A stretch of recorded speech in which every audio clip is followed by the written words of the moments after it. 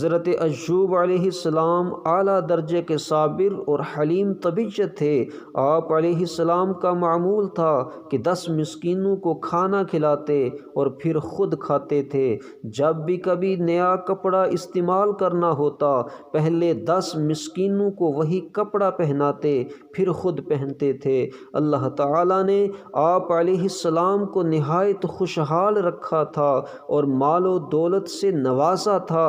چنانچہ جس وقت حضرت ایوب علیہ السلام پر آزمائش آئی تو اللہ تعالیٰ نے آپ علیہ السلام سے مال و اسباب اور اولاد واپس لے لی۔ آپ علیہ السلام کے جسم کا گوشت سڑ گیا اور اس میں کیڑے پڑ گئے۔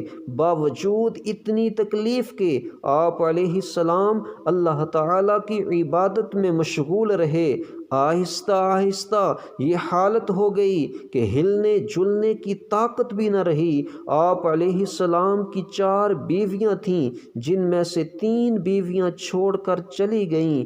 حضرت ایوب علیہ السلام اللہ تعالیٰ کے حضور دعا گو ہوتے، اے میرے پروردگار، یہ تکلیف تیری طرف سے ہی آئی ہے اور اس کو دور کرنے والا بھی تو ہی ہے۔ اے میرے پروردگار، مجھ پر رحم فرما کہ تو بہت رحم کرنے والا ہے۔ اللہ تعالیٰ نے ارشاد فرمایا کہ اے ایوب، اپنا پاؤں زمین پر مارو۔ چنانچہ آپ علیہ السلام نے اپنا پاؤں زمین پر مارا تو وہاں سے ایک چشمہ نکل پڑا۔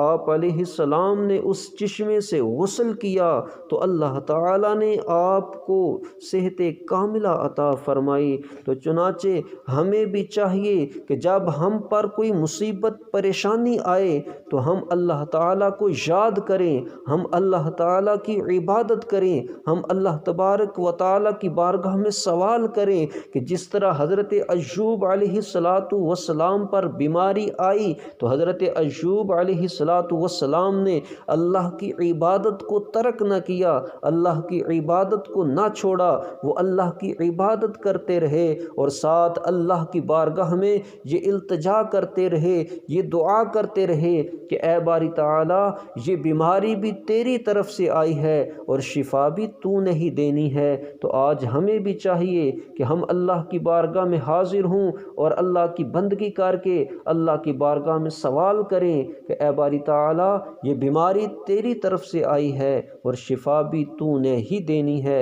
اے باری تعالیٰ، تو ہمیں شفا عطا فرما، اے باری تعالیٰ تو ہمیں شفا عطا فرما۔